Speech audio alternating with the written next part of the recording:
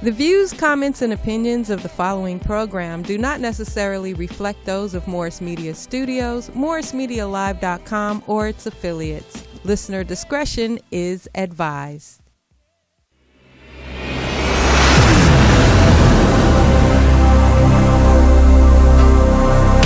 You are now about to witness the strength of street knowledge.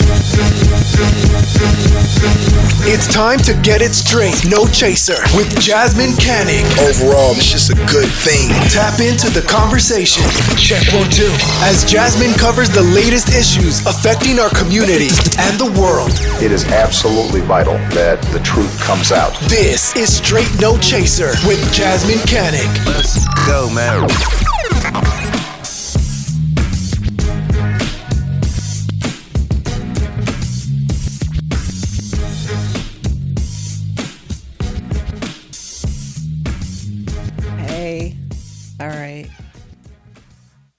All right. Happy Friday. I'm just getting set up.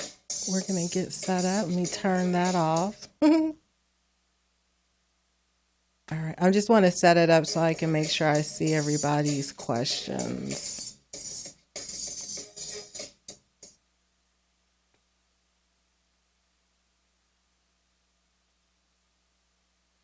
All right. Hey, everyone.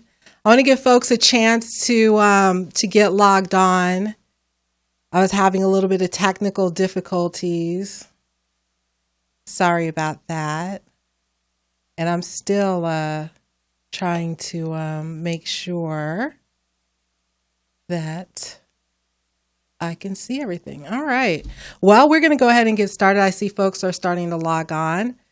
Welcome to this week's edition of Straight No Chaser with your host, me, Jasmyne Cannick. I am in the lovely Leimert Park studios of Morris Media Studios. I want to say what's up to my girl, Poetess. Hey, Poetess. Oh, she's on the phone. She can't say hi. But, yeah, I'm in Leimert Park at Morris Media Studios. I could have done my podcast anywhere. I really wanted to keep it in the community. And Poetess and I have been friends for years and years and years. And I just love being able to support not only the community here, but her business in particular. And so I'm so happy to be doing my podcast from here. I took a little break. But now I'm back and there's so much to talk about. This was a really, really, really heavy week. There was a lot going on. I don't think there's anyone in America who is not familiar at this point with the name George Floyd. And so I wanted to get into that, but from a different perspective today. I don't really want to repeat everything that you've seen on the news all week and things that you've read online and you've seen in various videos. I really wanted to talk about beyond the protests, like beyond all of this, like, you know, how are we going to make real systemic change? And that's a conversation that I'm not really hearing much being said about in terms of the reporting of the death of George Floyd. And then, of course, the following protest and the uprisings. Not just in Minneapolis, but around the country. There have been simultaneous protests from coast to coast in George Floyd's name. And I understand the anger. I get it. I'm not against the anger, but as a strategist, as someone who likes to think long term and not just always short term, I'm trying to figure out what the end goal is and how do we get to that? What are the changes that we want to see made?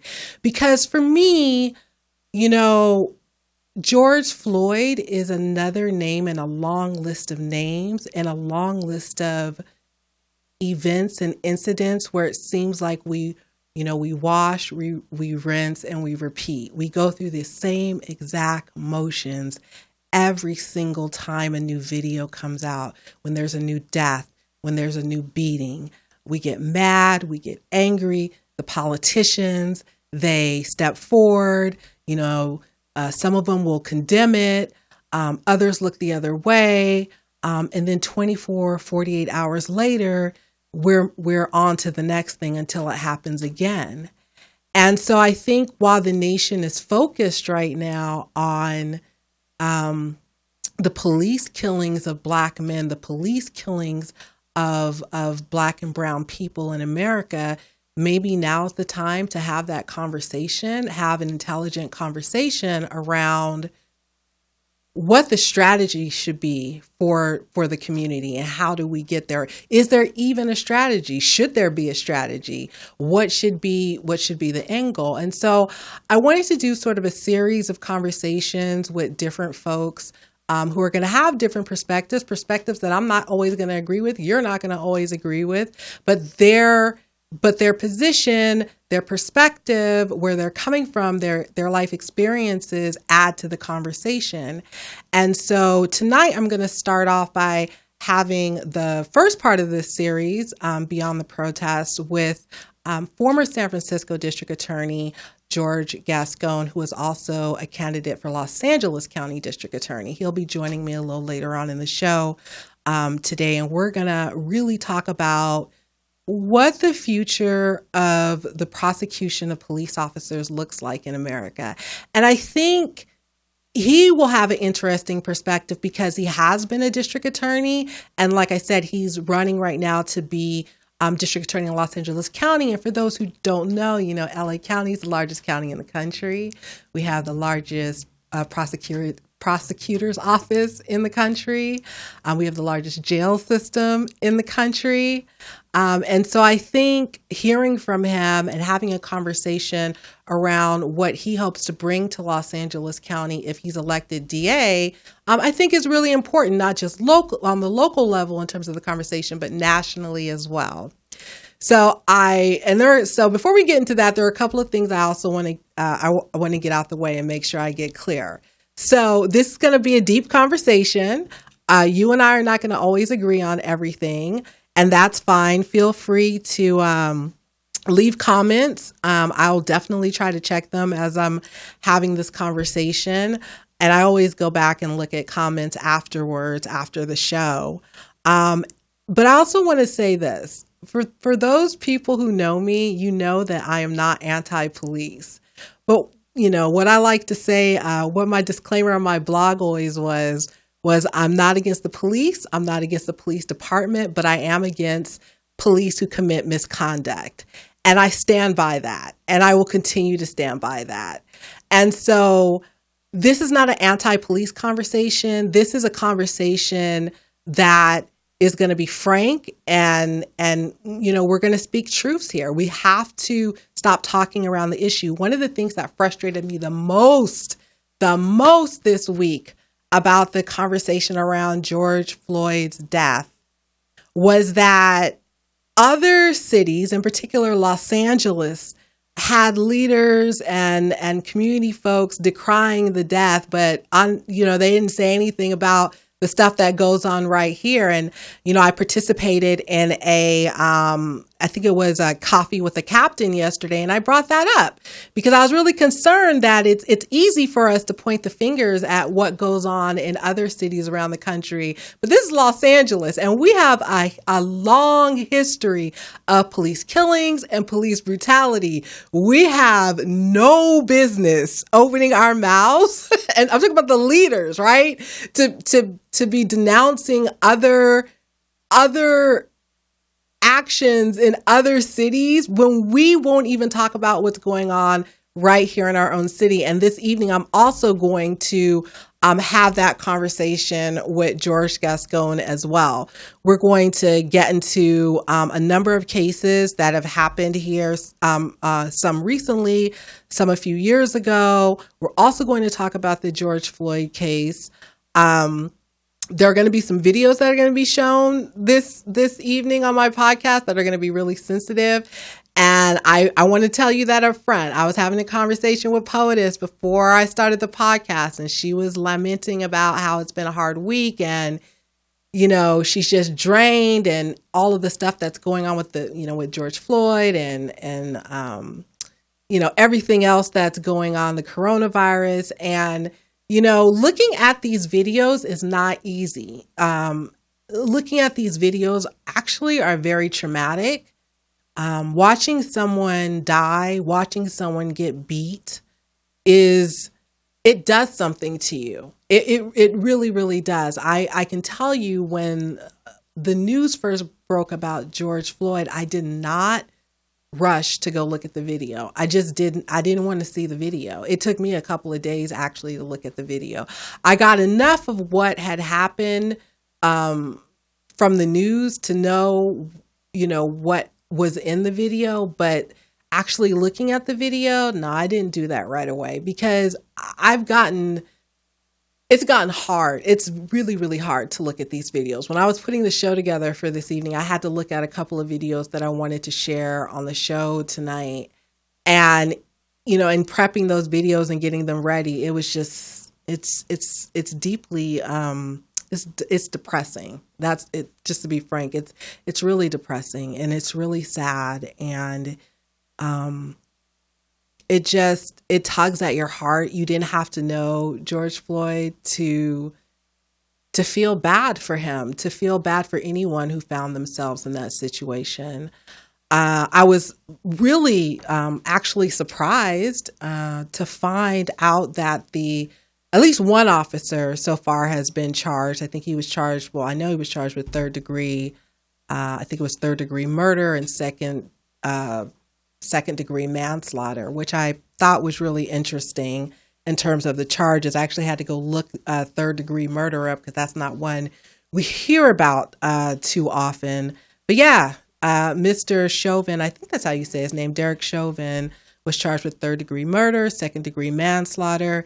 The DA is anticipating charges for the other three officers, which I think is really, really, really important, right?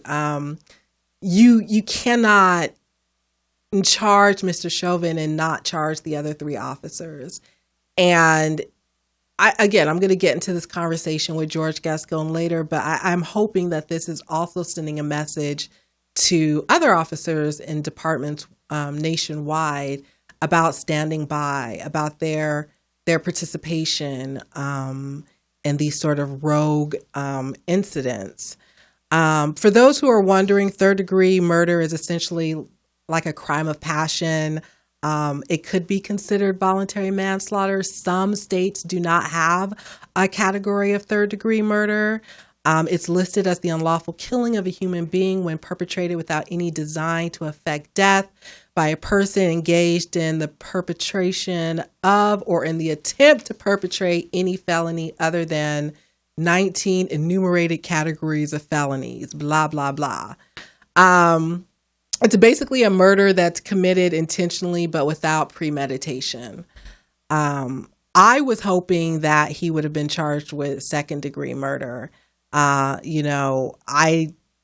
don't really know if he planned on doing what he did. If he did, then, bump it up to first degree. But, yeah, I was happy. I was really happy to know that the ball is moving in that direction.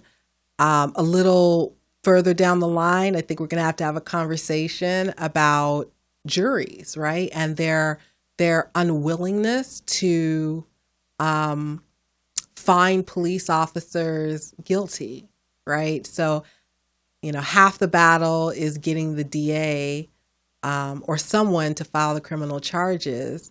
But then the other half of the battle is taking it through trial and having a jury be strong enough to find a police officer guilty of murder, or guilty of manslaughter.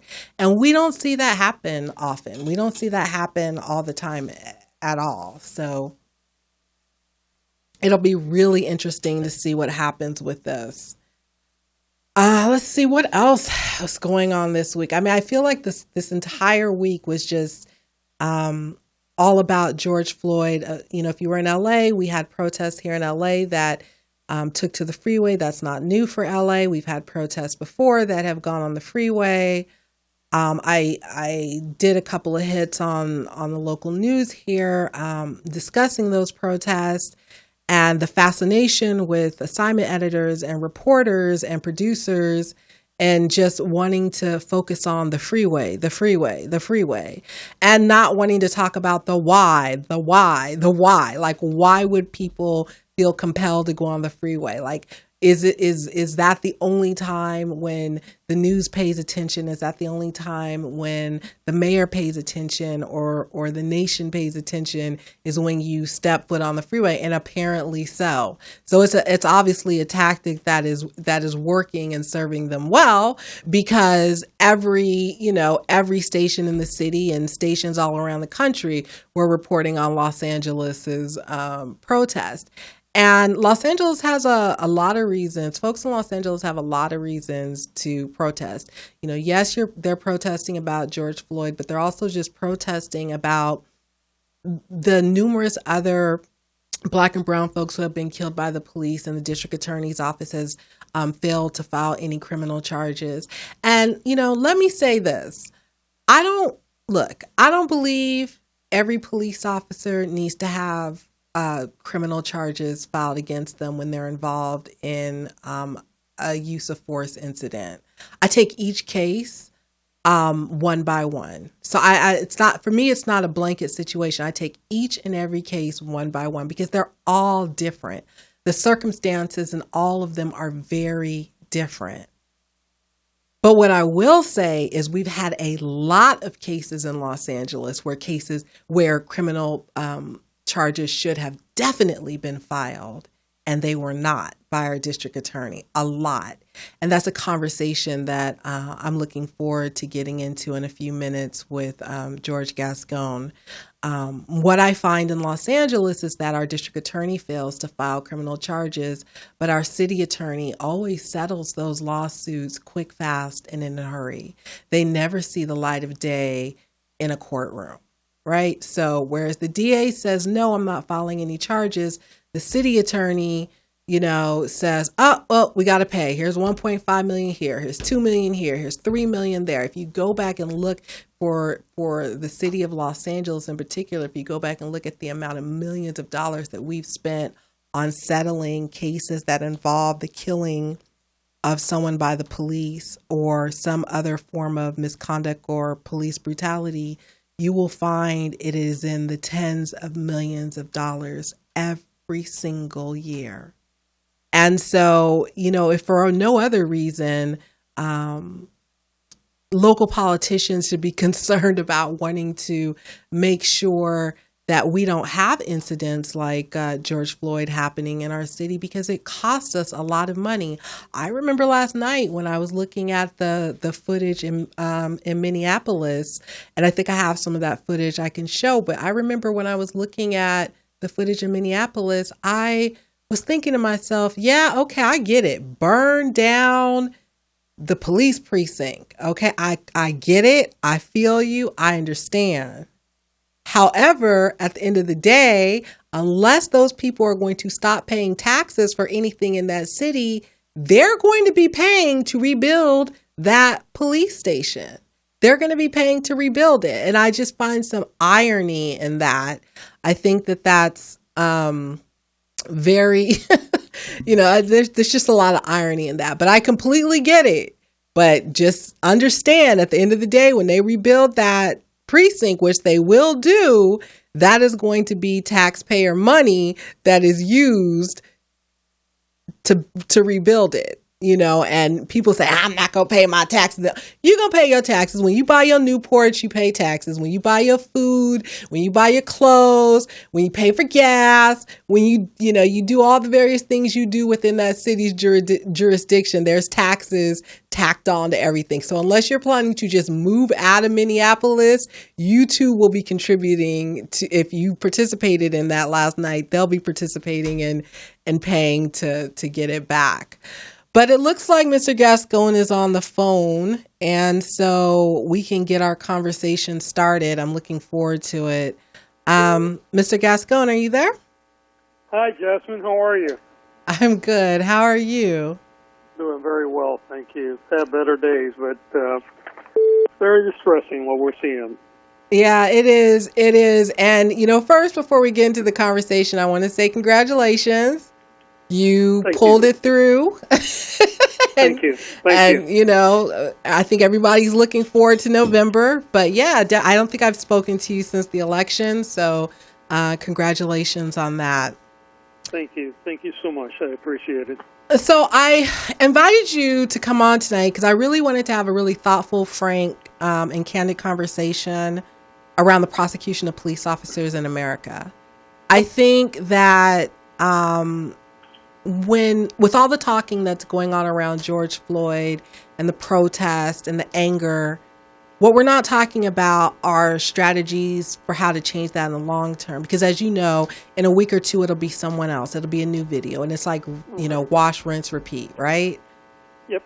And so as someone who is a former district attorney, you were the district attorney for San Francisco, and, you know, you are running to be district attorney here in Los Angeles County. I thought that your perspective would be really great on this topic to just sort of, you know, talk about why police officers aren't prosecuted, to talk about I want to talk about the conflicts of interest, or what my friend Nana and I call, you know, Bonnie investigating Clyde, and how that doesn't work. Yeah, no, absolutely. And, you know, to begin with, I think it's really important to recognize that we're talking about human beings that are losing their life. We're talking about families that are being destroyed. We're talking about communities that are being impacted on a regular basis.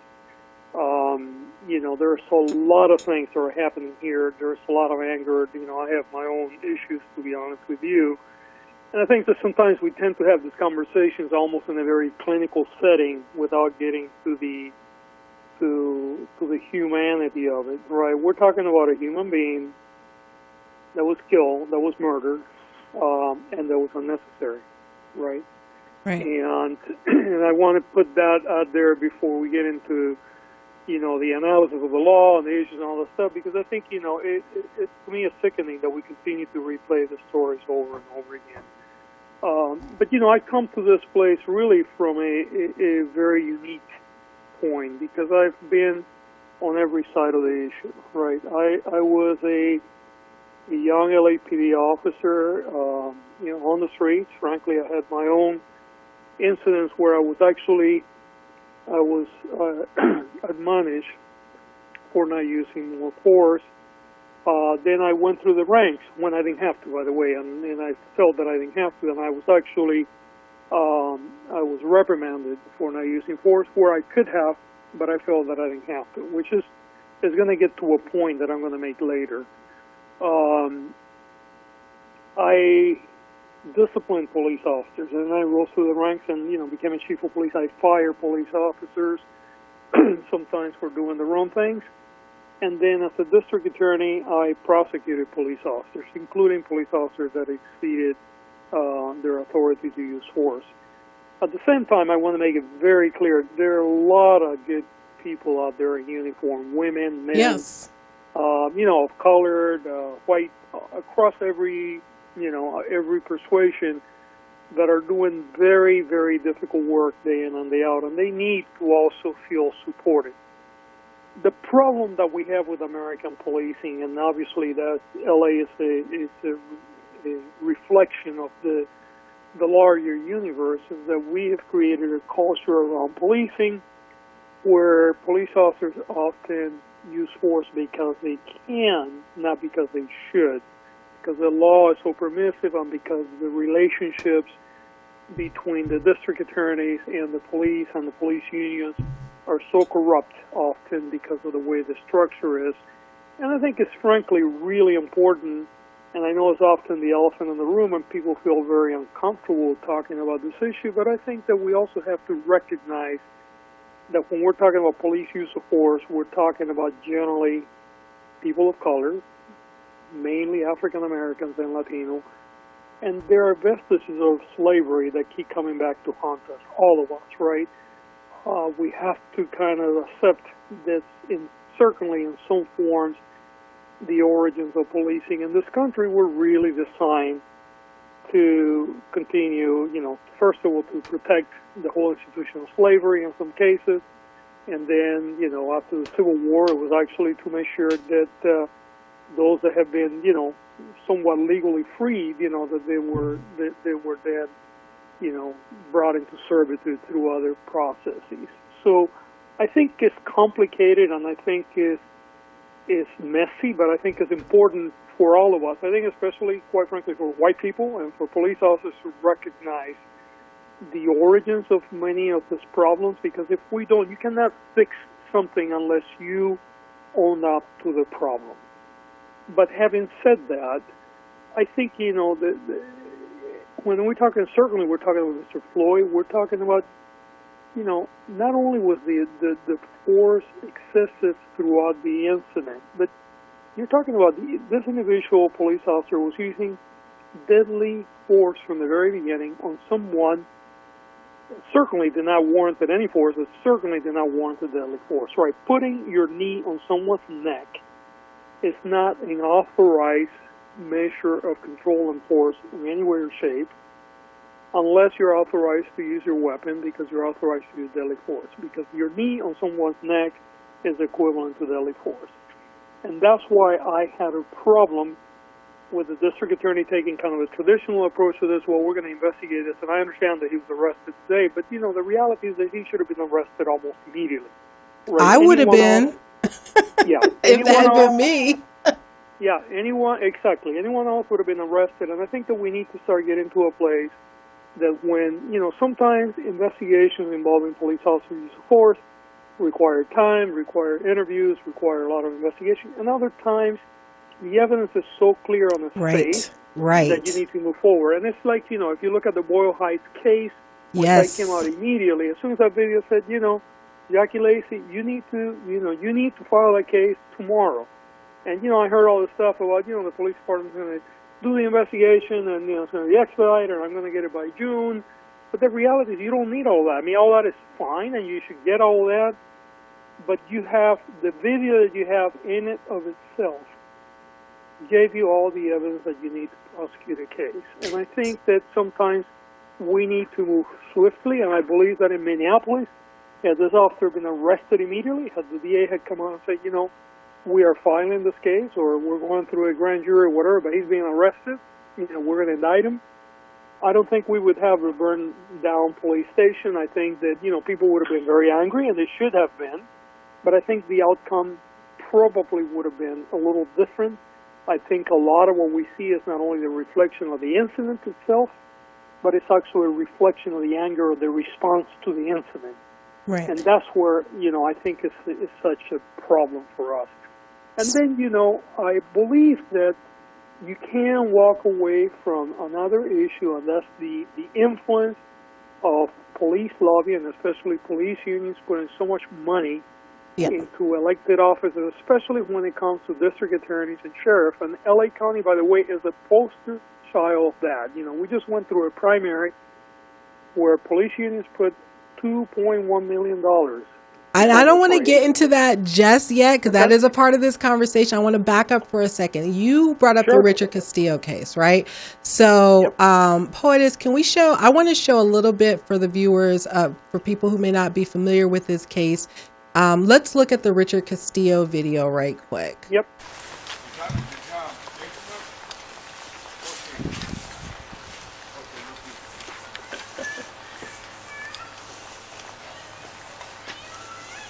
They talk big shit until they get in the handcuffs. I'm gonna wait for you or what? No. Be on your way. I live around here.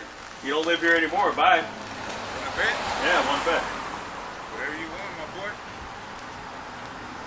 I want to bet, yeah. Do your homework. Go. My family lives here, my boy. Go, turn around, man. Property. Go, My family turn lives around, here. man. Turn around, put your hands on that. What the fuck are you gonna do, my boy? Turn around. Turn What around. the fuck are you gonna do? Turn around. What the fuck are you gonna do? Turn around. Do what you gotta do, my boy. You don't fucking scare me, faggot. Turn around. Turn around for what? Ain't nobody acting defiant. Ain't nobody getting crazy but you. 459. Get 450. They're going to be back up. Put your hands behind your back. Let's go. Let's go, man. Hey. What the fuck you think I am, motherfucker? What the fuck do you think I am? What? Fuck you think I am? Who do you think You I I'm am? some dumb fuck or what? Who do you think I am? I'm not fucking with you, you fucking idiot. Yeah, you are. Turn around. I'm not fucking with you. I'll turn around, but don't fucking push up on me, motherfucker. You ain't no fucking turn around or have to tase you. faggot. Turn around, put your hands on your back. The fuck you think I am? Turn around and put your hands behind your back. Turn around, put your hands on your back. Let's go. Spread your feet. Spread your feet. Boy. Spread your feet, man. Little bitch. Spread your feet. Palms together, please. Don't fight, man. Ain't nobody fighting. Don't fight. You're fighty, man. Fuck you up, bro. You're fighty, man. Ain't nobody fighting. Fuck you, man. Fuck you, man. Fuck you, motherfucker. Fuck you, bitch. Right there, you need to back up. Come on, Houston. fucker. What the fuck is wrong with you, bro? Quit, motherfucker. Quit.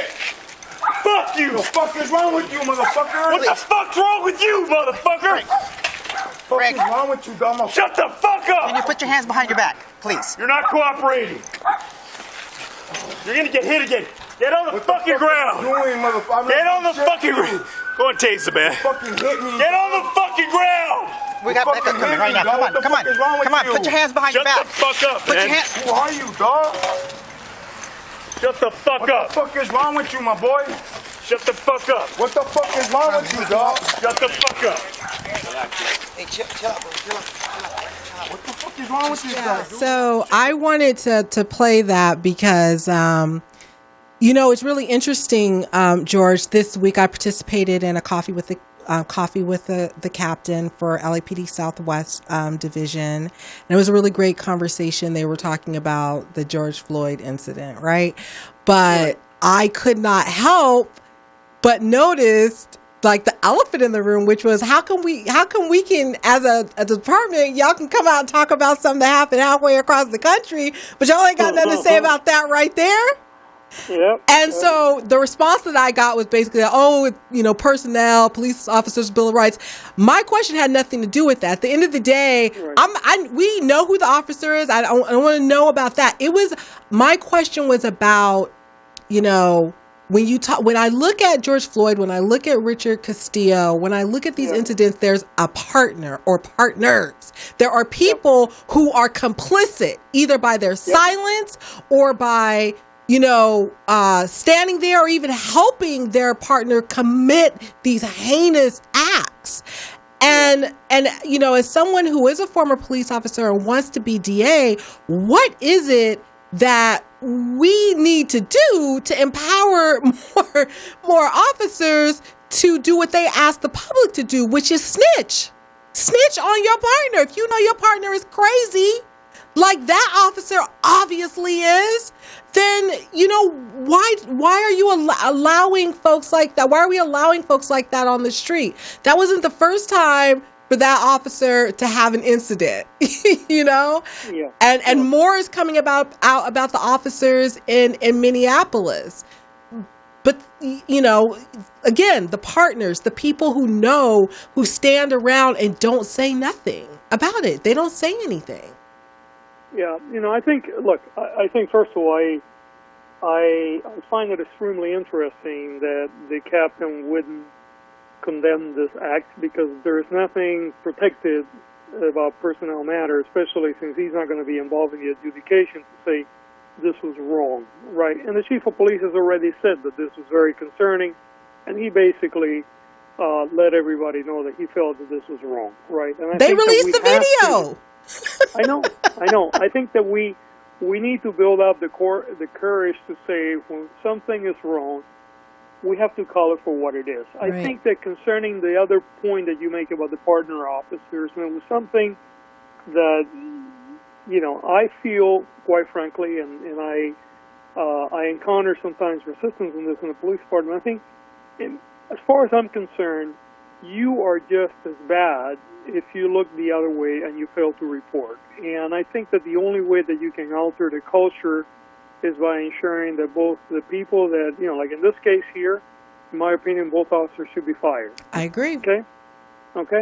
And I think that if you do that, when you start taking that level of action, people get the message that, you have a responsibility to not only control yourself, but you have a responsibility to make sure that you control others around you. And when they do not control themselves, you also have a responsibility to report it, especially because what you're witnessing is a crime. So, I mean, the problem that I have with that other officer standing by in the case of Castillo is, first of all, she should have intervened, and that might, quite frankly, might have saved the job of her partner, but she didn't. She did and not. Then then she stood by, and I mean, we'll see. I mean, maybe she did report it. I have questions about that, but I don't have any insight. Well, she didn't tase him. At least she didn't take the bait and tase him. No, yeah. So maybe she did report it, but she certainly had a role to play in stopping the force. I mean, let me put it this way. If that officer would have been walking on the street and somebody is smacking someone else and the person is asking for help, she probably would intervene, right? And then probably arrested the other person for assault and battery. Yes. Right? So what is the difference when you see another police officer committing a crime, which, frankly, the difference is probably that in addition to assault and battery, you're actually doing this under the color of authority, which actually creates another level of problem, right? Because you're not doing it as an individual in the street. You're doing it as someone wearing a police uniform and using your authority in a way that you're not supposed to.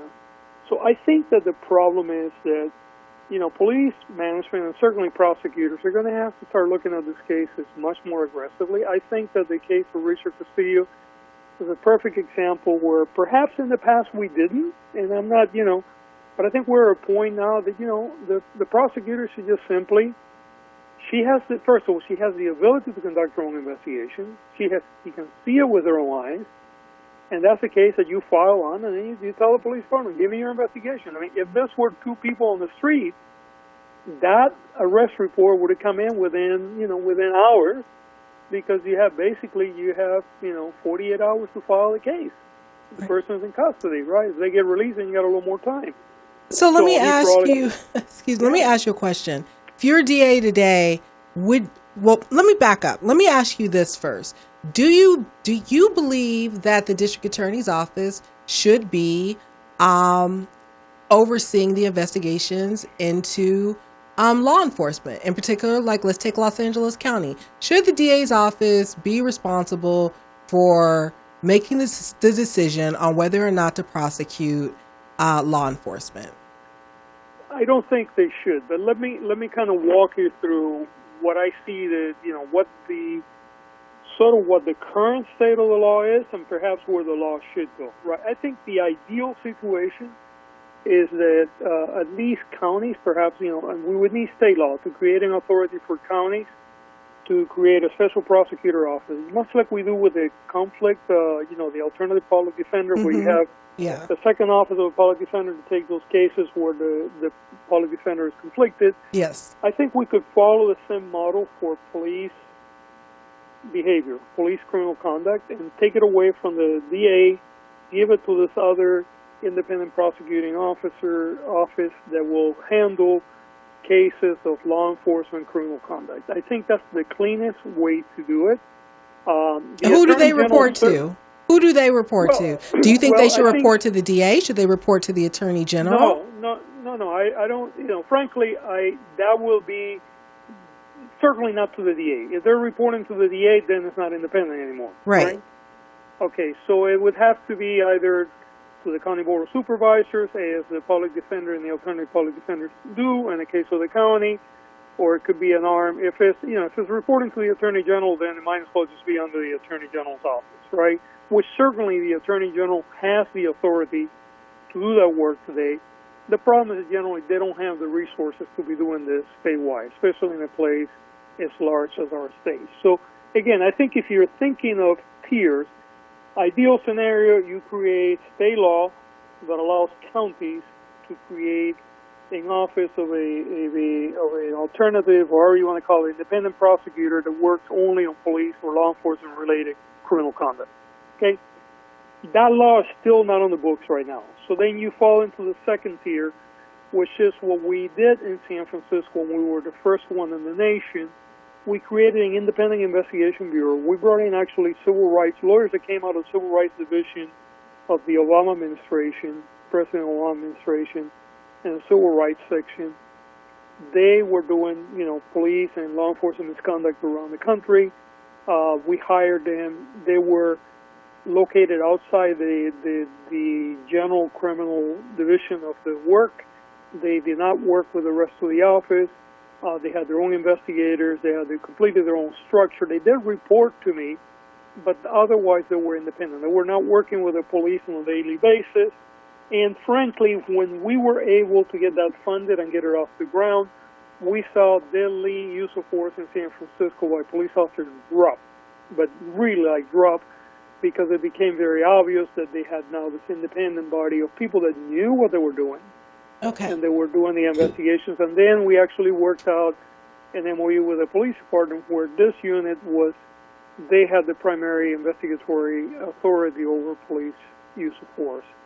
So can I put a pin there for a second? So again, because I want to talk about strategy, right? And that's I'm a strategist at heart. That's what I do. So I want to back up a little bit. You talked about creating state law, right? And this is going to take us into that conversation we started to have earlier around the power of the police union, right? Yes. So theoretically, the community should be able to lobby state lawmakers. Those would be your assembly members and your state senators, okay, to your state legislature, for those who don't know, to write a law around creating an independent prosecutorial arm, right? Yes. The problem is that we have police unions who are, one, going to lobby heavily against it, and two, a lot of the lawmakers that folks would be asking to do this take money from those unions. So they're conflicted. So how does the public get it done? Do they have to run a ballot measure? Do they have to do it on their own? Do they have to circumvent the legislature altogether? Because there is an inherent conflict of interest with a lot of lawmakers at every level of government when it comes to police unions. It's not just the DA that takes their money. It's not just the sheriff that takes their money when they're running for office. So how does the public, how does the community get that done? Now I have an answer, but I want to hear yours. Yeah, well, actually, you raised exactly what the point is, and that's why I think a lot of these things eventually have to become a ballot measure. I'll give you my own personal experience, okay? So this is not like theoretical. Mm-hmm. Before we put Prop 47 out, we actually tried to get an equivalent of Prop 47, quite frankly, much more modest, through the legislature, right? And I had, there was then Senator Mark Leno from San Francisco who was willing to carry the bill, and he got killed, right? And they got killed in committee by both the District Attorneys Association and Police Union. And I actually sat at a hearing where I was sitting on the table talking to a committee, and I literally saw the police lobbyists start talking and they whispering in the ear of one of the legislators, and the name is unimportant, but let me just say it's a Southern California legislator, and he was not white, okay? So I'm going to put those two things there.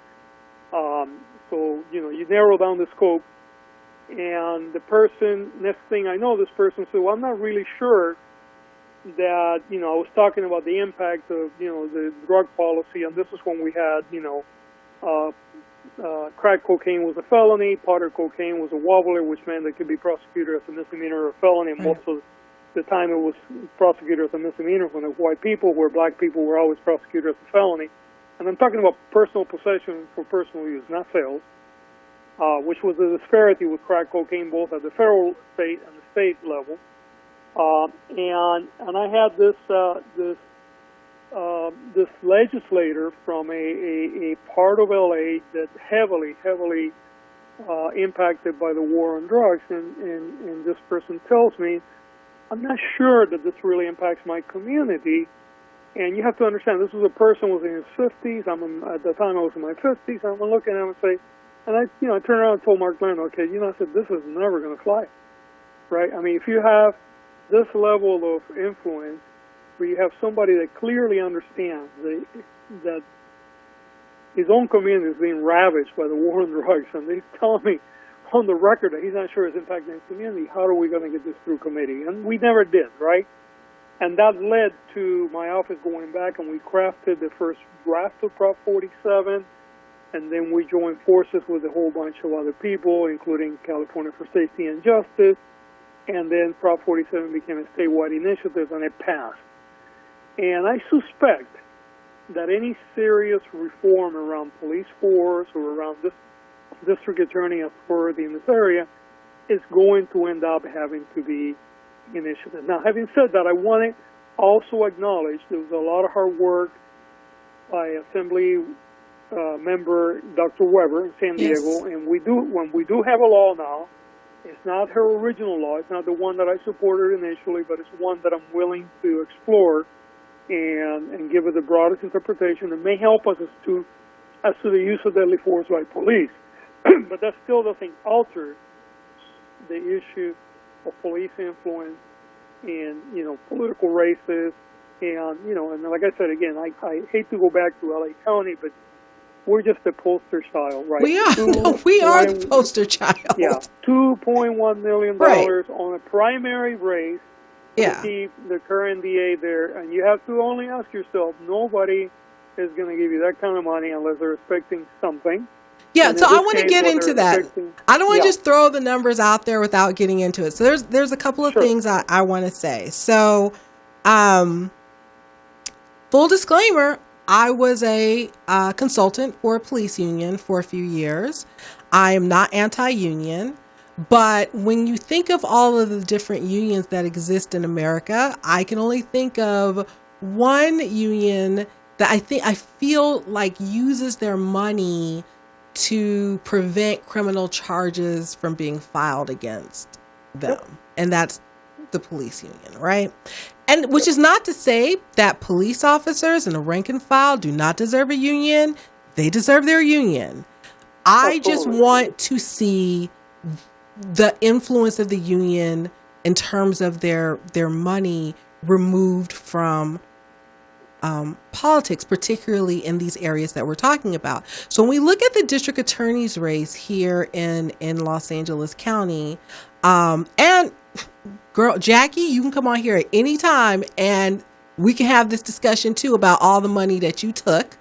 But the police in LA County are spending an extraordinarily large amount of money to make sure that Jackie Lacey stays in the office. And you have to ask yourself the question, are the police just that interested and that civic minded that they just want to give millions of dollars to this one person, not wanting anything in return just because they just want to give Jackie Lacey that money? They don't want anything in return. And the fact that her track record in office is not that great when it comes to prosecuting police officers has nothing to do with it at all, right? That's basically what we're left to believe. The LA Police Protective League has given her over $1 million. The LA County Deputy Sheriff's State PAC, well, let me rephrase this. They've given money to independent expenditures. And for those who don't know what independent expenditures are, they are committees, expenditures that can be used for communication, right? So if you want to put up a website, run TV ads, send mail, have radio ads, you can, in support of a candidate or a ballot measure, you can have an independent expenditure. And allegedly that expenditure is not supposed to be communicating with whatever the campaign is or the person is who they're supporting. Allegedly, there are no limits in terms of the amount of money that they can raise and the amount of money that they can put into doing this. And so when it comes to we call them IEs, the independent expenditures around reelecting Jackie Lacey, as I said, the LA Police Protective League has chipped in over $1 million. The LA County Deputy Sheriff's State PAC has chipped in $800,000. The LA Firefighters, $50,000. The prosecutors union, $100,000. Right, her own employees, right? Her own employees. And then what I find really interesting is that smaller jurisdictions around Southern California, their police unions have been chipping in money. So we talk about Corona and Huntington I'm not sure if this is Huntington Park or Huntington Beach. I think it's probably Huntington Beach. And Newport police have chipped in money. That is very interesting to me. Like, they're not even in the jurisdiction. Right? Yes. But for the sake of the conversation, go ahead and break it down. Well, yeah, I mean, look, they're horrified that I may become their FDA, right? Because they know that I have made it very clear that I will very much support good police officers, but I will also hold police officers that commit crimes accountable. And they know that I was the only district attorney that actually supported Dr. Weber's legislation to reform police use of force. They know that even in cases where I was not able to prosecute a case because the law, this was before Dr. Weber's law, would not allow us to, I would come out publicly and say the force is completely unnecessary.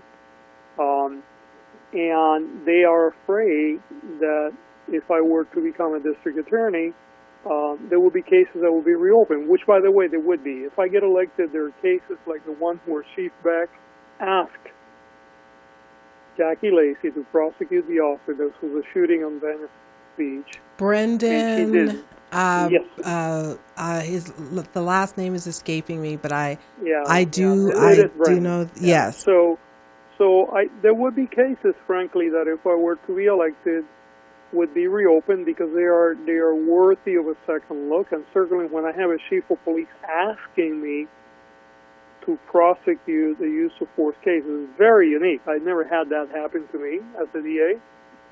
And by the way, I agree with Chief Beck. I looked at that and I said, that's a prosecutable case.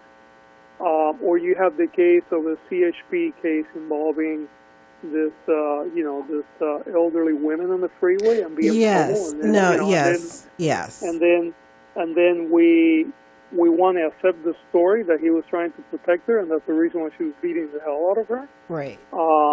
Those are cases that cry for a second look.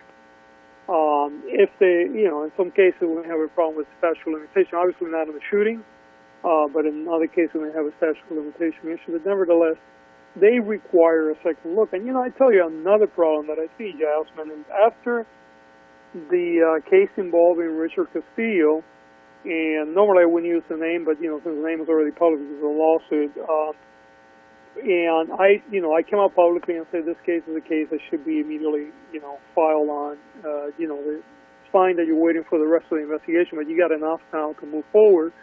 And Jackie Lacey was interviewed by the LA Times, and she went on to recite the state law, and she actually misstated the law, and she said that basically that she needed to consider what was in the officer's mind, and she stopped there. She didn't go into the other part of the prong, which basically, if that were the case, you would never be able to prosecute a police officer. Well, you'd never be able to prosecute anybody. I was just about to say. I felt threatened, so therefore, yeah, the officer may tell you that, in the case of Castillo, this officer may tell you that he felt horrified, that his life was in danger, but that defies logic and reality, and you have a video to show it otherwise, and it certainly doesn't pass the test of would a reasonable person feel threatened, which is the objective part of the test, and therefore you move forward with a case. But she actually misquoted the law to the LA Times, which really worries me because I have to think one of the things happened. Now, that she really doesn't know the law, and that's really scary if she doesn't. or she knows the law, but she's so compromised that she's unwilling to move forward. Either one is bad, right? Yes. And that is the problem that we have in LA County. No, I completely agree, and I want to back up. It was Brendan Glenn is the name of the young man in the case that you're talking about. And I know that we didn't really get into it tonight, but I was going to talk a little bit about the death of Alicia Thomas back in 2012. I don't know if you are familiar with that case. It was an African-American woman in South LA who was, she was basically tied up and threw in the back of a police car, and she let them know several times that she could not breathe. And the officers said a lot of smart stuff, broke her arms trying to pull her and make her be still. But she ended up dying at the hospital. She ended up losing consciousness. And eventually she ended up dying at the hospital. There was an officer, Mary O'Callahan, who was prosecuted. She was not charged with murder.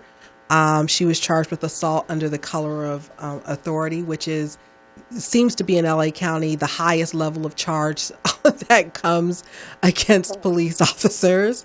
And she did about half a year, or a year and a half rather, in jail, and I think the rest of her sentence was suspended.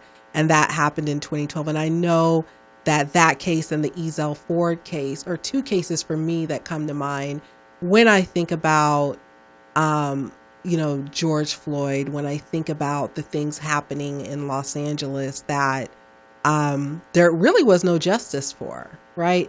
Because the other side of this, and unfortunately I'm not going to be able to get into it too deep, but the other side of this is we have a prosecutor who does not prosecute police officers in some of these really heinous situations, but we have a city attorney that pays out all the cases.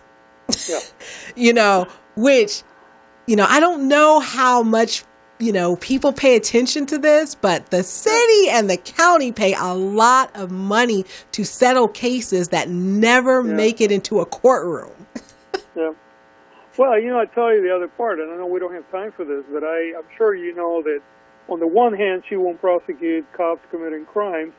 On the other hand, when she had cops that were, when you had people in the sheriff's department, actually they're in they're in federal prison now, enforcer, they wanted to have good police officers prosecuted. She prosecuted them. Of course, they lost that case, and then the county just finished paying $2.2 million for the wrongful prosecution of some police, a couple of deputy sheriffs who were doing their job, and she prosecuted them because she was being demanded by the sheriff's department to prosecute this case, and it turned out to be a whole personal vendetta with LA County management, LA County Sheriff management, against this officer because of some problem with his father. So that's the other side of the coin, that she'll prosecute a good cop wrongfully because the bad cop is asking her to do it. And that case, by the way, if you go to LA Witness, it's witnessla.com. Yeah, witnessla.com. And we're going to have to put a pin in it right there. I appreciate you coming on. I definitely want to have you come back, if you will, at some point, especially as we get closer to the election. Next week, I'm going to have Black police officers on to hear their perspective. Because again, 97% of, I believe 98% of officers are in it for the right reason. And it's just that 2-3% of bad apples that ruin it for everyone else. But I think Black police officers find themselves in a particularly hard position right now. And it's great. It'll be great to hear their perspective and what they have to say. George, thank you so much for coming on this evening. I really, really appreciate it. And good luck in November. I will be voting for you. My pleasure. Thank you so much. I look forward to talking to you again. Thank you. Invite me and I'll come back again. You take care. Bye-bye. Thank you. You too. Sure. Bye-bye. Bye. So everybody, that will do it for this edition of Straight No Chaser. Like I said, next week, I'm hoping to have Black police officers, and we're going to have a conversation about what it's like to be a Black police officer in 2020 with all of this going on. Thank you, Poetess. Thank you, Morris Media Studios, for hosting me this evening. I'm at Jasmyne on Twitter. You can follow me at Hello Jasmyne on Instagram. My website is iamjasmyne.com. If you want to send me an email about anything, it's hello@iamjasmyne.com. hello@iamjasmyne.com. Make sure to leave your comments. I will read them, respond to them. And again, I appreciate you and thank you for tuning in. And again, I want to thank my guest, George Gascon, for taking the time to come on and have this conversation with me this evening. Thank you. Colorful made this beat, baby.